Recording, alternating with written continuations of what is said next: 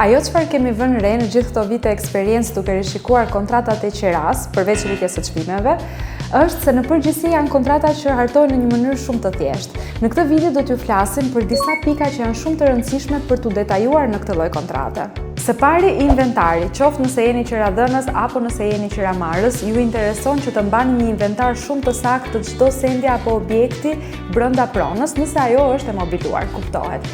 Kjo ka të bëjë shumë edhe me pikën e dytë që është garancia. Ju e dini që në kontrata qeraje zakonisht 1 muaj qera mund mbahet si garanci për të garantuar që të mos ketë dëmtime të pronës apo të sendeve apo mobilimit të saj. Është e rëndësishme që të shmangen konflikte në lidhje me kthimin e garancisë, të jetë sa më i saktë pikërisht përshkrimi i inventarit që ne përmendëm në fillim të videos. Garancia lidhet po ashtu edhe me zgjidhjen e kontratës, sepse shpeshherë ajo bëhet për të garantuar që kontrata të mos zgjidhet para afatit. Këtu do të keni parasysh që të formuloni mirë klauzolat e zgjidhjes duke parashikuar kur mund të zgjidhet kontrata, nëse zgjidhet para afatit, por edhe format e komunikimit të zgjidhjes me shkrim, me email, me post. Një tjetër klauzolë e rëndësishme për kontratat e qeras është pikërisht ajo në lidhje me ndryshimin e çmimit të qeras.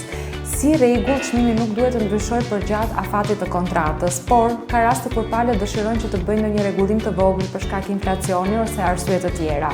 Në këtë rast ne do të këshillonim që dhe ky ndryshim të limitohet, për shembull duke vendosur një përqindje të caktuar që nuk mund të kalohet mbi atë përqindje. Po ju keni pasur ndonjëherë probleme me kontratën e qeras? Nëse po, na shkruani.